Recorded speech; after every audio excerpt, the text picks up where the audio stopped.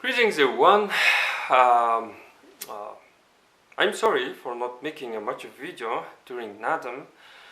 Well, it is because I was extremely lazy and also I was having a 3-day holiday.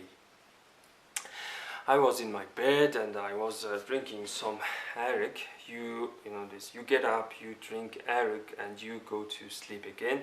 After you do it like 2 days, you get very extremely lazy and you start to feel pain in your bones.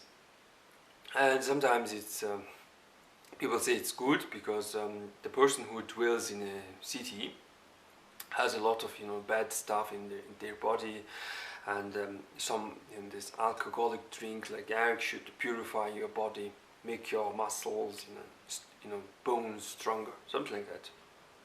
And speaking of Arik, it's this very small amount is left. Speaking of Arik, Arik is a holiest drink for a Mongolian. It is because it's horse milk. It's like a mother's milk. Same time it's liquid. It has water. Water has always been something of a holy for a Mongolian because the land is dry. Also, it's an alcoholic drink, so everything is combined in this Arik. You have alcohol, water, and milk. And during Nadam, you have to drink alcohol if you can't drink a common, this alcohol. Well, today I would like to talk about being quite conservative. I'm not so conservative, but I do talk about a lot of conservative stuff, and some of my viewers, not exactly subscribers, commented that I was too conservative, something like that. And mostly people comment that I'm carrying too much nuts, not too nuts, but too much nuts, meaning being not so this conservative, I guess. So I guess there's some stuff that Mongolians are very conservative about, but I noticed that Mongolians are very quite extremely conservative about Mongolian traditional wrestling. There was this picture of two girls wearing a traditional wrestler's outfit and wrestling, and people were like outraged, everyone was like commenting like this bitches, something like that. And for example, masnot meaning animals, or livestock meaning stupid, something like that. So I did comment that this in this 21st century, women can wear this men's outfit and try to wrestle and have fun. There is nothing wrong about it. And well, if you want to change it, you can change it, and like this for example, change the this diamond into a heart. Diamond is a symbol of being strong, like a stone. Heart should be more female friendly, I guess. Why I find it a little bit bizarre, it is because there is a female boxing, and no one talks bad about female boxing. There's this woman trying to kick each other's hit each other's this noses, and until it's like sometimes bleed. No one finds it freaky and bizarre. Same time with this Asian martial arts, when woman is jumping around, this trying to kick each other. But in the case of when Mongolian woman wears this traditional Mongolian wrestle dress, everyone is like outraged. I find it very strange, and I find it very conservative.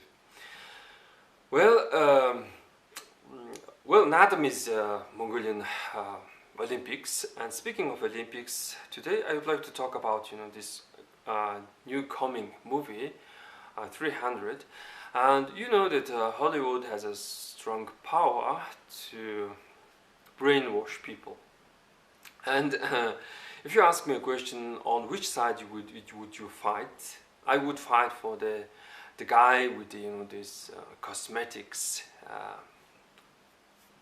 I hope you can see that I could put some cosmetics and look like him with this brown stuff, and yeah, I mean the Xerxis. Well, in this this movie, in this fantasy movie, Xerxis does not look like himself.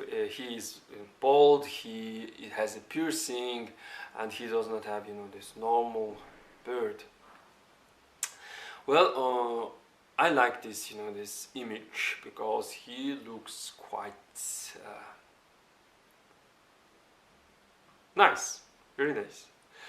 And according to history, the ancient Persia had a lot of allies. For example, big ally is going to be ancient Egyptians. I wonder if I can see any Egyptian ships on this movie. And well, the Egyptian pharaoh should look like this Xerxis, also having cosmetics and being this somewhat look somewhat divine, something like that. And you also must know that there can be these Chutians on his army, people with a very pointed hat. And the reason I like this, I would like to fight for in this Xerxes, it is because ancient Persia had this idea that there can exist, these nations can exist under the Hormosta, or the Lord of the Ring. When I make videos, I sometimes point to this Persian deity. For me, this is not exactly a deity, it's more like a preacher. Why? It is because when you look at the Buddhism, they claim that everyone is like preacher, and in ancient times, their deities were common human beings, something like that. And you have this wheel of Dharma, or this Buddhist ring. And in the case of China, they have these Taoists and the broken ring of I Ching. And also I made this video about Mongolian roof ring, and the roof ring also contains somewhat view of this world.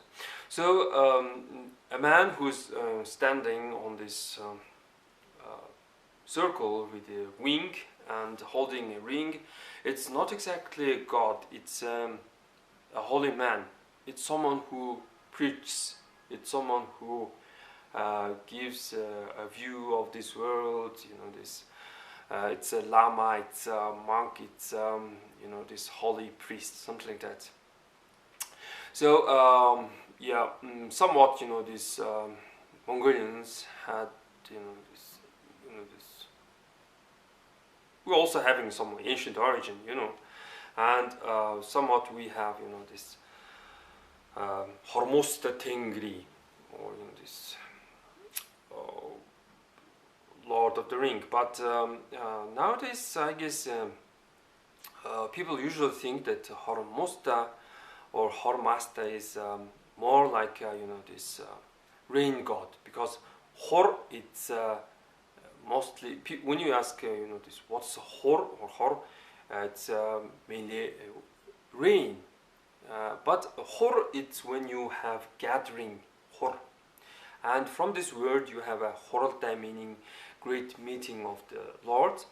And Horaltai is also a sort of it can be turned into sort of an atom.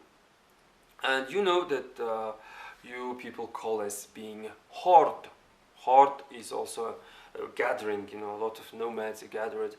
And Hormasta is like this big, this nomadic lord, something like that. Well, now you know on which side I'm favoring for this ancient Persia.